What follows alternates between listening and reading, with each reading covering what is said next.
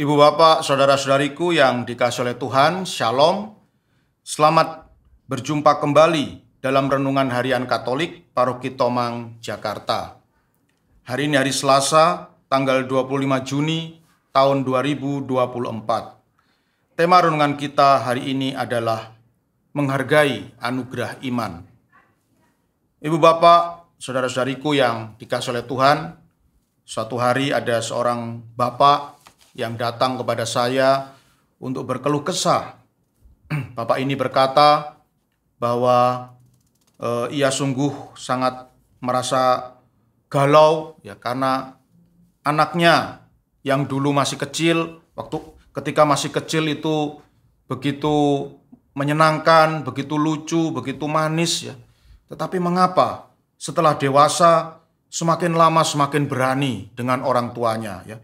Bahkan apapun yang dinasihatkan oleh orang tua kepada sang anak ini selalu menangkis ya, selalu membantah, selalu melawan apa yang dinasihatkan oleh orang tuanya. Ya, intinya anak ini menjadi anak yang berani melawan orang tuanya.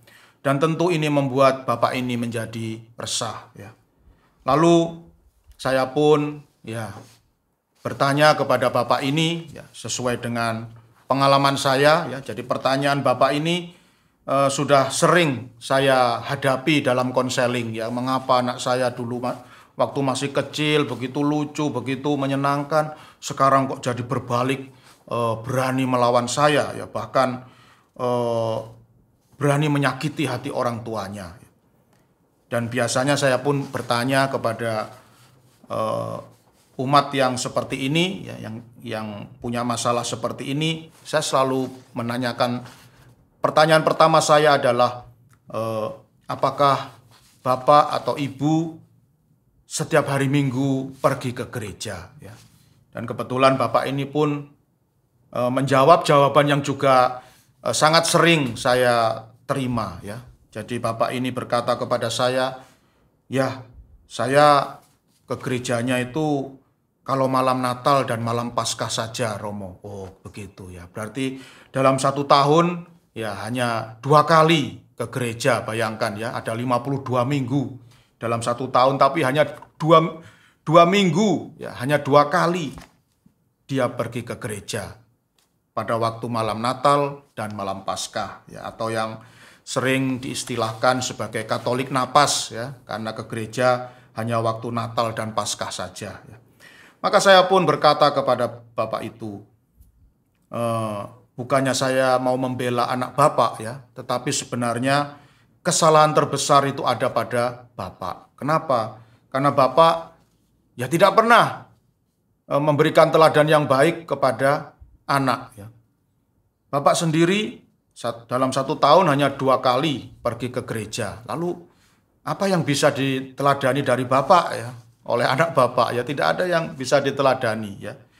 Dan kalau ya, ketika bapak bersikap seperti ini, memang yang paling dirugikan adalah anak bapak ya. Sejak kecil tidak diajak pergi ke gereja, maka ya dia pun tidak banyak mengerti ya. Anak bapak ini tidak banyak mengerti tentang iman, tentang moralitas kehidupan, tentang budi pekerti yang sebenarnya bisa diterima kalau ia rajin ke gereja setiap hari Minggu ya, di mana firman Tuhan dibacakan, sabda Tuhan dibacakan, lalu Romo juga memberikan homili, memberikan khotbah ya tentang iman, moralitas kehidupan, budi pekerti.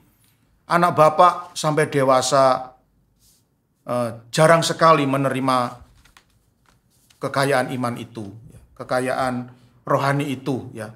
Maka sekarang kalau anak bapak menjadi tidak tahu budi pekerti ya, tidak punya iman yang kuat, moralitasnya juga rendah, ya itu saya kira bukan salah anak bapak ya, tetapi ya salah bapak sendiri. Kenapa tidak memperhatikan kebutuhan rohani dari anak-anak bapak? Ya, maka ya saya kalau sudah seperti ini, saya hanya bisa menasihatkan kepada orang tua yang seperti ini ya, jalan satu-satunya, jalan terakhir adalah berdoa. Ya, mau bagaimana lagi ya. Ada begitu banyak waktu yang disediakan oleh Tuhan untuk mendidik anak dengan baik, tetapi tidak dimanfaatkan dengan sebaik-baiknya. Ibu bapak, saudara-saudariku yang dikasihi oleh Tuhan, dalam Injil Matius bab 7 ayat 6 dilanjutkan ayat 12 sampai 14 yang dibacakan dalam perayaan Ekaristi hari ini, Tuhan Yesus bersabda, "Janganlah kamu memberikan barang yang kudus kepada anjing, dan janganlah kamu melemparkan mutiaramu kepada babi, supaya jangan diinjak-injak dengan kakinya, lalu babi itu berbalik mengoyak kamu." Ya. Jadi di sini jelas sekali Tuhan Yesus menasihatkan kepada kita supaya kita jangan sampai melecehkan ya atau menyia-nyiakan kekayaan rohani kita, kekayaan rohani iman Katolik yang sudah dianugerahkan oleh Tuhan kepada kita. Banyak orang menyia-nyiakan kekayaan iman Katolik ini dan akhirnya ya seperti yang dikatakan oleh Tuhan Yesus ya, akhirnya sikapnya itu menyerang dirinya sendiri. Seperti Bapak yang saya ceritakan tadi ya.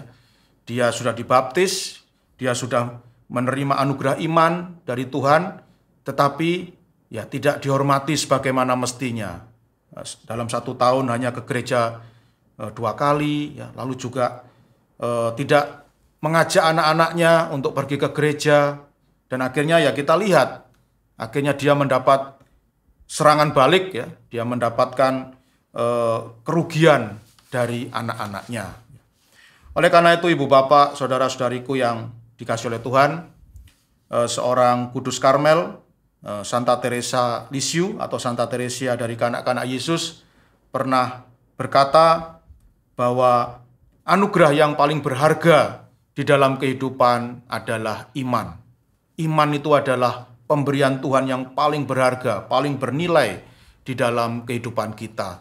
Oleh karena itu, marilah kita menaruh hormat, kita sungguh-sungguh menghargai iman yang sudah dianugerahkan oleh Tuhan ini, supaya hidup kita dipenuhi dengan sukacita dan juga terhindar dari kerugian yang bisa ditimbulkan karena relasi yang jauh dengan Tuhan, karena hubungan yang sangat jauh dengan Tuhan, dan akhirnya kita sendiri yang dirugikan. Tuhan memberkati.